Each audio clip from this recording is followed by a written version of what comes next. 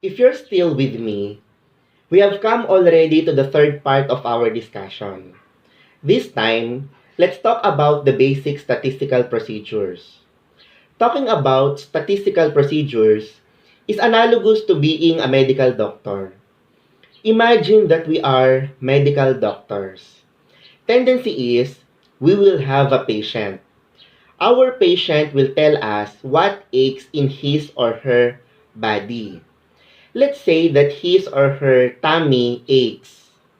As medically trained professionals, we are going to conduct our diagnosis to the patient. When needed, we will even run some laboratory screenings. At the end of the diagnostic procedures, we have identified that our patient has a problem in the liver. Since the diagnosis points out a problem in the liver, as doctors, we will obviously prescribe a drug or a treatment intended for the liver, right? But here's the catch. It so happened that you erroneously diagnosed your patient. That's dangerous. We do not like that. The true problem is the stomach, not the liver. Now, the question is, will your patient heal?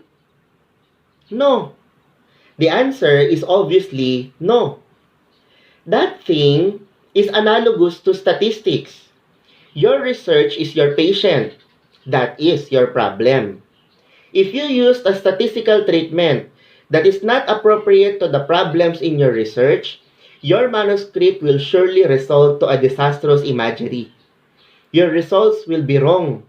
Your conclusions will be wrong. And your recommendations will be wrong. What good would it take when all this went wrong in your research? Nothing. Surely nothing. But whether you believe me or not, the computational part of statistics is the easy part. The true challenge is on how to be critical enough to fully understand your problems and then coming up with the appropriate statistical treatments to use. In descriptive statistics, we have the measures of central tendency. They are representative values over a certain distribution. There are three measures of central tendency: the mean, the median, and the mode. The mean is the average. We all know that. It is the summation of all scores divided by the number of cases. It is averaging. The median is the middle value, and the mode is the value that appeared the most cases. But we cannot just use any of these like mini, mini, mini, mo. Mean is used when we deal with scores such as test scores, frequencies, etc. Median is used when there are intervals such as salary intervals, age intervals, etc. Mode is used when data is categorical or nominal. We cannot just use mean when mode is appropriate and vice versa. Another descriptive statistics is the measure of dispersion. There are many measures of dispersion. We will only deal with one, the standard deviation. But before that, let us examine what we mean by the measures of dispersion. A measure of dispersion is a statistical description of how dispersed or scattered the individual scores are. When the measure of dispersion is large, scores are highly scattered. When the measure of dispersion is small, scores are close to one another.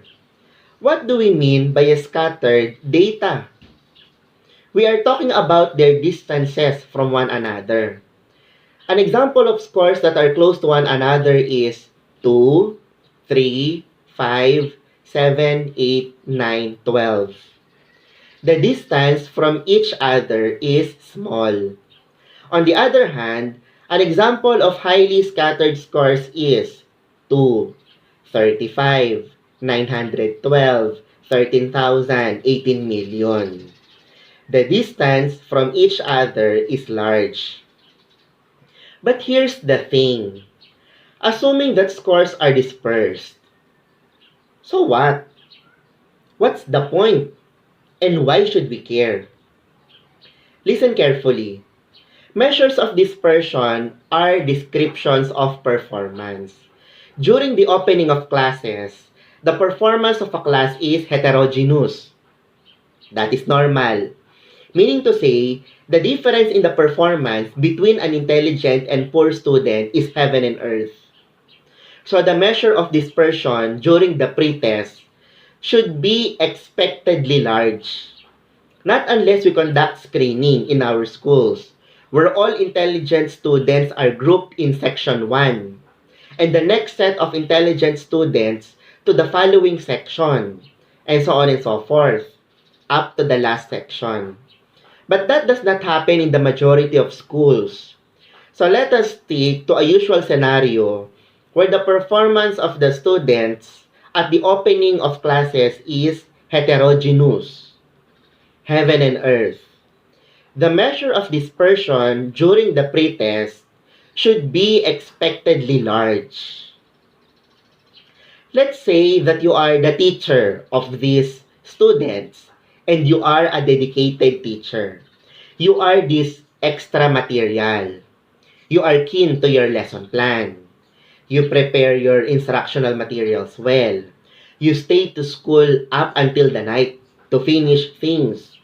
You constantly conduct remedial classes. You hit O in the annual performance for the past 5 years. And because of that, you're still single.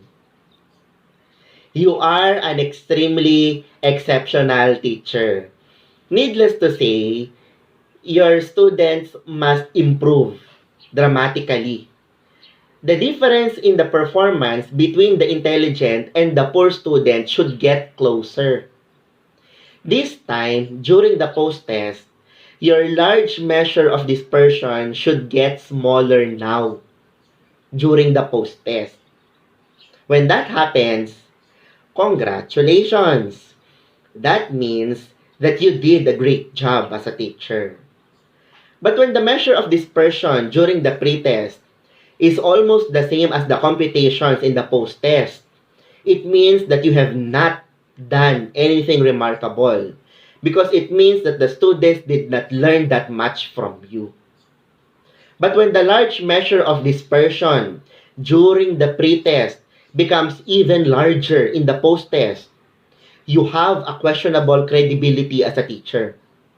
It should serve as a red flag on the part of your school head.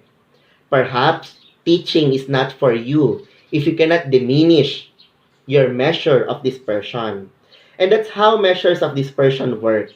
It is a statistical description of performance. You can use this to describe the effectiveness of your intervention in your action research.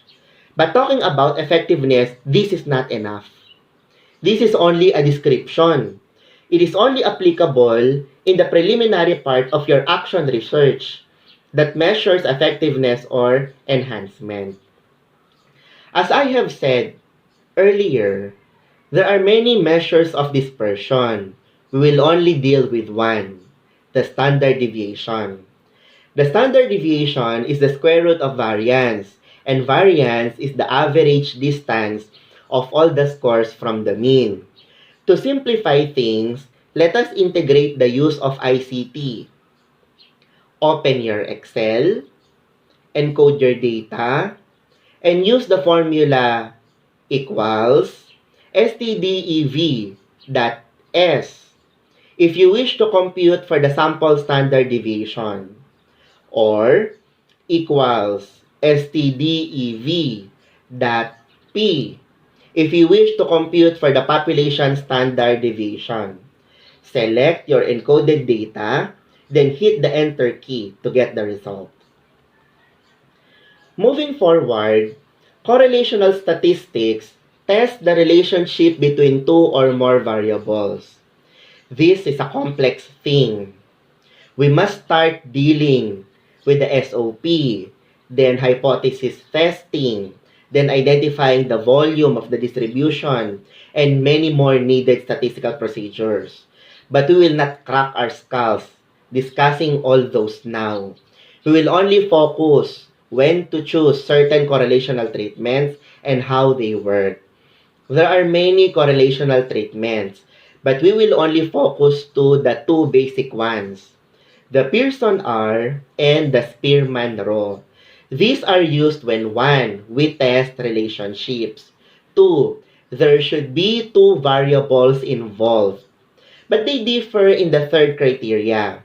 Pearson R is needed when the distribution is parametric. When we say parametric, there should be a minimum of 30 pairs in your computations. On the other hand, Spearman rho is needed when the distribution is non-parametric. When we say non-parametric, there should be 29 or less pairs in your computations. Take this carefully. The distribution is important. If you only have 15 respondents, you cannot use Pearson R. So be careful. Assuming that you have already computed your relationship or your statistician have computed it for you, it's now time to process the results. Let us focus using the critical value, not the p-value, when interpreting whether the relationship is significant or not significant. You may look for the tables of critical values for your critical value. When the absolute value of the computed relationship is greater than or equal to the critical value, the relationship is significant. When the absolute value of the computed relationship is less than the critical value, the relationship is not significant. When relationship is not significant, well, that's a boring story because it means that the two variables do not have any connection at all with each other. And that's the end. But when the relationship is significant, that's where things get sparks. When the relationship is significant and positive, the relationship is direct. Meaning to say, the increase in variable A is also an increase in variable B. Example is, variable A is the enrollment of students, and variable B is the employability of teacher applicants, and the relationship is significant and direct. It means that the increased student enrollment gives higher chances of employability of the teacher applicants. More students need more teachers. No student, no teacher. That's it. On the other hand, when the relationship is significant and negative, the relationship is inverse. Meaning to say, the increase in variable A is a decrease in variable B and vice versa. Example is variable A as the number of pages read at night and variable B as the length of sleep, and the relationship is significant and inverse. It means that the more number of pages read results to less time for sleep. More pages read, less sleep. It could also be less pages read, more sleep. To tell you honestly, there are mountains of files to discuss when talking about correlational statistics. When you feel stuck in your research, the golden technique is to find your good statistician and pay him well.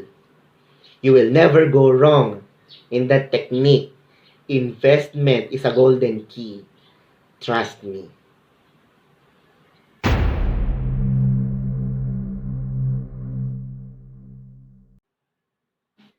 Comparative statistics is needed when testing the difference between groups of data with a common variable. Test of difference should be conducted one common variable at a time. There are a lot of treatments in the comparative statistics, but in this discussion, we will only limit to two: the t-test for correlated data and t-test for independent data. T-test for correlated data is needed when comparing pre-test, post-test, before, after, and the like. There is an element of time going on here. It is a comparison between the past and the present.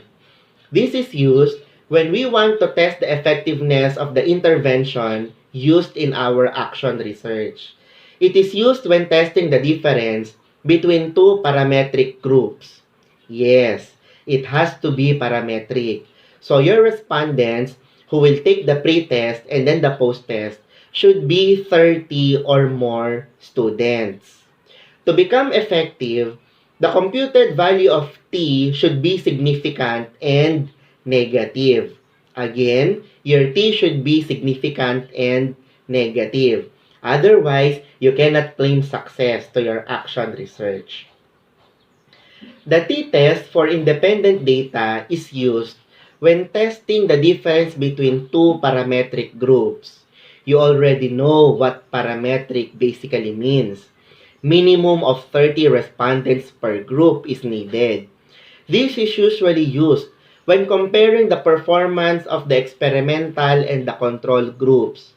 During the pretest, the value of t in the performance between the experimental and the control groups should be not significant. Yes, it should be not significant. I would like to emphasize that adverb not. The two groups need to be not significant to claim that the entry level of the participants in the pre-experimental stage is statistically the same. Otherwise, you are conducting a biased study. And we do not like that. So be careful. At the end of the experiment, during the post-test, the experimental and the control groups are compared again. This time, the value of t should already be significant. If they are significant, the mean of experimental group should be higher than the other group to gain the advantage. Expectedly, the experimental group should outperform the control group at the end of the experiment. These are the results that you wanted to see in your research so that your intervention could have the credits. That's all. If you like this video, please don't forget to subscribe, like, and hit that bell button to get notified. For your questions, statistics, and research, itanong mo kay Sir